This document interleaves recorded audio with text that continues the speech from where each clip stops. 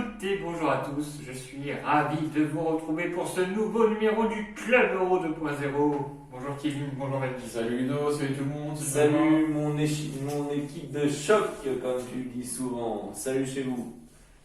Tu seras pas en train de te moquer de moi? Un peu. Ah d'accord, bon si c'est un peu, j'accepte.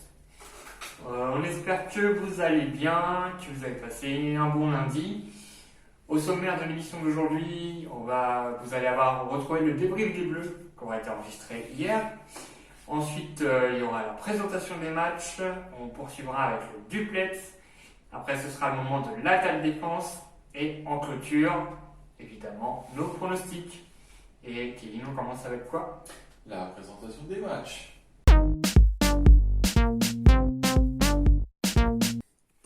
Bon, messieurs, il est minuit moins 5. France-Suisse vient de se finir. C'est fini. Et c'est aussi fini pour l'aventure française dans cet euro. Et peut-être fini pour le Club Euro 2.0 aussi. Et oui, non, nous on continuera. On reste là, mais c'est vrai qu'on est triste ce soir, comme je pense la plupart d'entre vous. On a raté, je pense, 7 euros, parce que on va pas se mentir, les 3 premiers matchs de poule n'ont pas été terribles. Ouais.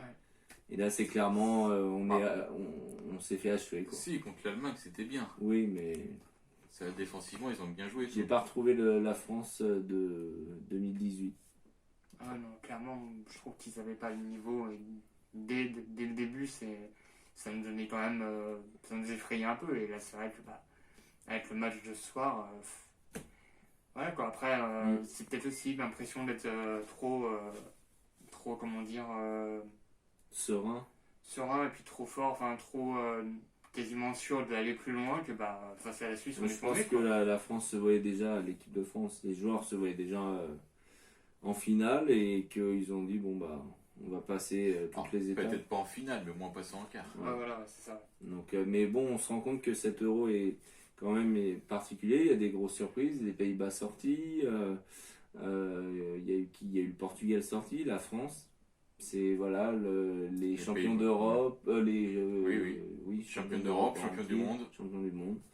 Et voilà, ça crée des surprises et puis on va voir comment l'Euro va se poursuivre.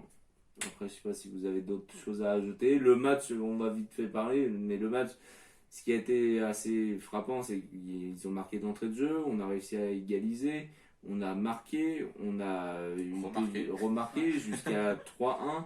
Puis on s'est fait rattraper, 3-2, 3-3, prolongation et des pénaltys. C'était un match fou. Après, on va pas s'étaler trop là-dessus, mais sans vouloir faire de polémique, Mbappé, c'est triste pour lui parce qu'on l'a pas vu marquer, même là sur le pénalty, ça me fait penser à Trezeguet. Eh oui. Trezeguet, à mon avis, là, psychologiquement pour Mbappé, ça va prendre du temps. À digérer. Place, Coman nous a fait une Gignac, comme tu nous as dit tout à l'heure, à l'Euro 2016. Pour la transversale. Et voilà. Lui, Gignac, c'est le poteau. Ouais. Mais bon, c'est comme ça, c'est la vie. Je pense qu'on va s'en arrêter là. C'est le sport. On est tous tristes. Bon, maintenant, allez l'Italie. Et on va continuer l'Euro, évidemment, les émissions. Et puis, de toute façon, je l'avais dit, c'était le dernier match de la France dans la vidéo. Merci Kevin. Que la meilleure équipe gagne et puis désormais on vous laisse avec l'émission de ce mardi. Salut. Bye.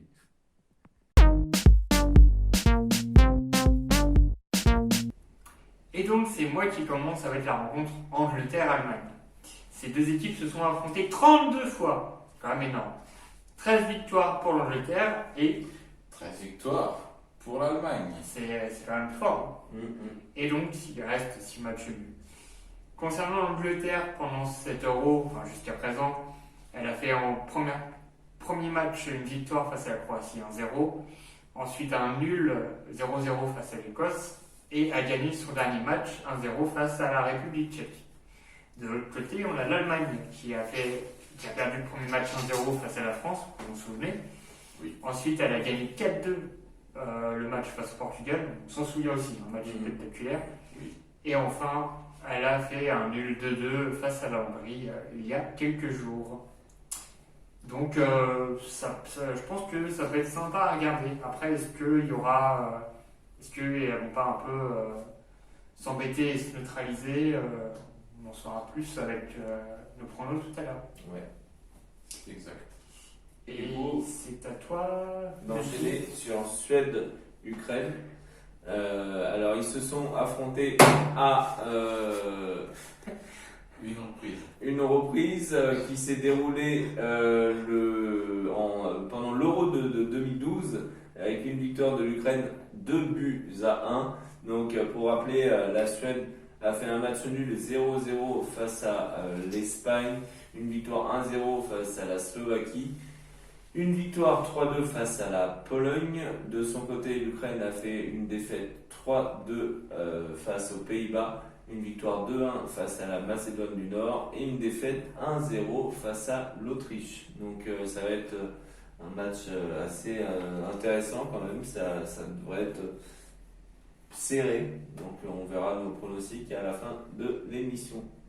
Je sais pas, je trompais, j'ai vu marqué qu'il y avait Macédonie, c'est pas ça? C'est pas Macédonie C'est possible, oui. Non? Ah d'accord, j'avais un doute, non? Merci. Voilà. Macédoine? Macédoine. D'accord, ok, très bien. Merci Danny. Merci Kevin aussi d'être là. Ça me fait plaisir. Comme tu l'as dit, on retrouvera nos pronostics en fin d'émission. Et on va tout de suite poursuivre avec Le duplex. bien. Et nous allons tout de suite retrouver Romain. Bonjour à vous sur le plateau et bonjour à vous derrière votre écran. Et oui, vous connaissez la chanson par cœur désormais. On se retrouve pour le duplex. Aujourd'hui, je vais vous parler d'un match qui concerne l'Angleterre et l'Allemagne. Et oui, le choc du jour, en espérant qu'il y aura plus de buts que le premier choc Belgique-Portugal. En tout cas, pour aujourd'hui, je vous fais un petit flashback en 1996 lors de l'Euro, où 5 des 7 matchs à élimination directe se sont joués au minimum aux prolongations au tir au but. Et ce fut notamment le cas du match Angleterre-Allemagne qui s'est joué au tir au but avec une victoire de l'Allemagne. Et donc cette finale, Allemagne-République tchèque nous intéresse parce qu'elle fait partie de l'anecdote du jour. Savez-vous que c'est le remplaçant Oliver Bierhoff qui a marqué le but de la victoire, un but en or. Et oui, on connaît bien les Français, le but en or, demi-finale et surtout finale de l'Euro 2020. Mais ce but en or d'Oliver Bierhoff n'est pas anodin, car il est le premier but en or de l'histoire du foot professionnel. Et oui, voilà, petite anecdote toute simple, toute rapide. Et c'est tout pour moi aujourd'hui, donc je vous souhaite une bonne journée et je vous dis à jeudi pour les quarts de finale. Allez, ciao tout le monde! Eh bien, merci Romain. On te retrouve évidemment, j'allais dire demain, mais demain on n'a pas de match. Le prochain c'est le 2 juillet, donc on te retrouve le 2 juillet. Le vendredi 2 juillet. Merci Kevin. D'ailleurs Kevin, c'est quoi maintenant? L'attaque défense, voyez. Nous allons donc retrouver Damien et Julien. Ils vont nous parler de l'Allemagne. Est-elle surestimée? Oui? Non? Eh bien on vous laisse vous faire votre avis en les regardant. C'est marrant, c'est cette odeur-là qu'il a, Joachim Löw, quand il sent ses doigts. Enfin bref, qui dit Joachim Löw, dit sélection nationale allemande. Et voilà, j'ai envie de te dire, ils sont en 8e de finale, comme d'habitude. Et je suis désolé, 17 joueurs sur 26 viennent de la Bundesliga. Ouais, comme quoi. Ouais. Justement, c'est avec 17 joueurs sur 26 qui viennent de la Bundesliga, on voit bien le niveau de la Bundesliga. Cette année, c'est vraiment confirmé, quoi. Pourquoi? Franchement, ils sont pas fameux. La grande Allemagne, celle que j'ai toujours rêvé, que j'avais toujours apprécié voir jouer, etc. Cette année, c'est une catastrophe quand même. Il y a eu le gros match, le beau match, où ils se sont réveillés. Allemagne-Portugal, 4-2. Bravo, c'est bien. Mais après, le reste, France-Allemagne, ils perdent 1-0, certes. C'est peu, mais voilà, but contre leur camp. Voilà, face à Neuer et Hummels, c'est vraiment pas terrible. Ensuite, là, ils font 2 partout face à la Hongrie. Tu me diras, la France n'a pas fait mieux. Mais bon, au moins, on finit première nation. L'Allemagne, à 10 minutes de la fin des matchs du groupe F, ils étaient éliminés. Ils étaient éliminés, c'était la Hongrie qui était qualifiée. Donc non, franchement, on voit... Ouais, pour moi, c'est au même niveau que la Bundesliga. Après, comme on dit, le foot, c'est un sport qui se joue à 11 et à la fin, c'est l'Allemagne qui gagne. Mais non, évidemment, je suis pas d'accord avec toi parce que la Bundesliga, c'est un championnat quand même assez... que les amateurs qualifient de spectaculaire. bon, comme tu dis, tu vois, il y a eu quand même le match contre le Portugal. Contre la France, bon, bah, c'était comme je veux dire, on peut pas dire que la France, elle s'est promenée, quoi. Donc voilà. Donc, et puis vraiment, il propose un beau jeu. Après, c'est vrai que ça va pas. Malheureusement, il n'y a pas assez de buts. Un beau jeu Voilà. cette année. C'est pénible à regarder quand même. Et puis en plus, t'en parlais tout à l'heure, Joachim Löw, on sait qu'il part là, à la fin c'est sa dernière compétition internationale avec l'Allemagne. Franchement, je pense qu'il aurait mieux fallu le remplacer avant. J'ai beaucoup de respect pour tout ce qu'il a fait avant, tout ce qu'il a construit avec cette Allemagne-là. Mais là, on sent que c'est à bout de souffle. Il a rappelé Müller, etc. Donc bon. Bah ouais, mais justement, tu vois, il a rappelé ceux de 2014 avec qui il était allé loin. Après, forcément, il y a des cycles, c'est comme ça. Mais moi, je pense qu'il peut partir sur un dernier baroud d'honneur. Ce soir, ils affrontent l'Angleterre. À mon avis, ça va être vite plié. Eh bien, merci Damien, merci Julien. On ne vous retrouve pas demain non plus, on vous retrouve le 2 juillet. Le vendredi 2 juillet. Merci Kevin Bis. D'ailleurs, Kevin, qu'est-ce que tu penses de leurs questions, du sujet abordé? Est-ce que l'Allemagne, on la surcote ou pas? Est-elle surcotée? Je vais dire la vérité, j'ai pas vraiment d'avis sur la question. Ouais. T'as pensé quoi des matchs qu'ils ont fait jusqu'à présent? Bah, bof. Ouais. J'étais pas emballé, je veux dire. Je m'attendais pas à mieux, ils étaient déjà dans le dur avant le début de compétition, donc le contraire aurait été étonnant, mais là non, je n'étais pas plus. Plus séduit de ça. Ouais. Je suis du même avec toi. Après, la Bundesliga est un très bon championnat. Mais est-ce qu'on peut vraiment comparer tout ça? J'ai pas trop d'avis sur cette question. Voilà. C'est pareil pour ma part, j'ai pas spécialement d'avis sur la question. Je pense que la telle défense vous a permis de vous faire un avis, vous en aviez peut-être déjà un. N'hésitez pas à nous le donner. Mettez-nous un petit commentaire dans la vidéo en nous disant ce que vous pensez de l'Allemagne sur nos réseaux sociaux, Facebook, Instagram et YouTube. Kevin, c'est quoi la suite? Le pronostic.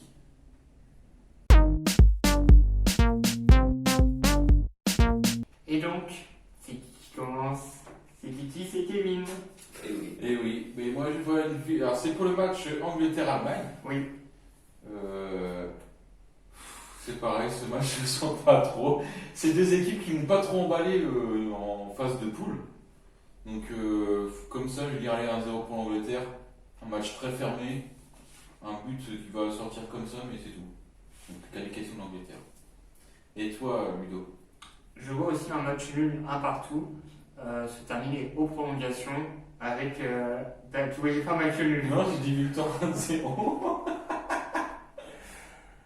D'accord, donc je ne vois pas comme toi une victoire de l'Angleterre, je vois un match nul, un partout, se terminer aux prolongations avec la victoire de l'Allemagne. Donc je ne vois pas du tout comme toi, je vois l'Allemagne se qualifier. Ok. Eh bien, je crois que c'est une première, mais on a tous une vision différente. Moi, je vois l'Allemagne gagner 2-1 ce match. Donc, on verra bien ce que ça va donner. Ludo, Suède, Ukraine. Ouais, pour moi la Suède est plus forte que l'Ukraine, donc je vois une victoire assez franche de la Suède, assez logique de la Suède 2-1. Et toi, je te redonne la main avec qui? Eh bien, moi, je vois un petit score. Victoire 1-0 de la Suède face à l'Ukraine. Et je vais passer la main pour Moi, conclure à Kevin. Excuse-moi, Je t'en prie. je vois une victoire de la Suède 2-1 face à l'Ukraine, ce qui voudrait donc dire un quart de finale, pour ma part, Angleterre-Suède. Ma foi. Ça peut être intéressant l'Angleterre-Suède. Hein. Pourquoi pas? Je serais même plus emballé de voir l'Angleterre-Suède qu'un Angleterre-Allemagne. Ah oui. Carrément. Bah oui. Eh bien, on aura les réponses à tout ça ce soir aux alentours de 23h, si ça s'arrête Et oui. comment dire, j'aurai pas, donc à la fin des 90 minutes. Bonjour à vous, ravi de vous retrouver pour parler de ce huitième de finale entre l'Angleterre et l'Allemagne. Deux équipes qui ont beaucoup à prouver. On le sait, dans le jeu, c'était pas terrible du côté anglais, même si ça a été solide, pas de but encaissé, 2 victoires, mais simplement sur le score de 1-0. Un Harry Kane totalement absent, qui a bien du mal à retrouver le niveau qui a été le sien tout au long de cette saison avec l'équipe de Tottenham, sans doute peut-être un peu perturbé par son départ programmé. Et puis de l'autre, une équipe d'Allemagne qui eh bien, est un peu une inconnue dans ces huitièmes de finale. On ne sait pas quel est véritablement le niveau de cette Nationalmannschaft. D'un côté, on a vu de bonnes choses face au Portugal, un renversement de situation quand même, un niveau de jeu qui n'était pas forcément terrible face à la France, et puis on est passé pas loin de la catastrophe et de l'élimination face à l'Hongrie. Donc effectivement, ce sont deux équipes qui ont beaucoup à prouver. Moi, je parierais, on va dire, sur un match nul, un but partout. Je prends pas de risque avec une victoire au tir au but des Anglais. On sait que les Anglais sont prêts à jouer cette éventualité-là, à aller au bout de la séance de tir au but. C'est ce qu'a dit notamment Stones, qui a parlé que, eh bien, de toute façon, ils étaient prêts à aller jusqu'au tir au but et qu'ils s'étaient entraînés pour terrasser les Allemands au tir au but. Et puis aussi, ça serait assez rigolo pour la symbolique. On se souvient, en 1996, Gareth Southgate, tireur de pénalty pour l'Angleterre après un 0-0 en demi-finale face à l'Allemagne. Il voit son pénalty stoppé. Derrière, Müller marque le sien. Et au final, eh bien, l'Allemagne se qualifie pour la finale et élimine l'Angleterre. Gareth Southgate, 25 ans plus tard, désormais sur le banc de cette équipe des Three Lions, espère que ces joueurs vont lui permettre de prendre une revanche pour une place en quart de finale. À bientôt. N'hésitez pas à nous donner vos pronostics comme nous on vient de le faire. Vous pouvez le faire en commentant la vidéo sur nos réseaux Facebook, Instagram et YouTube. On attend vos pronostics. Soyez au rendez-vous, sachez que vous aurez un petit cadeau à la fin pour le ou la meilleure. Sinon, quoi dire de plus que vous rappeler que vous avez donc les deux rencontres aujourd'hui à 18h, Angleterre-Allemagne, à suivre sur TF1 ou beIN Sport, et à 21h, Suède-Ukraine, qui sera à suivre sur M6 ou beIN Sport.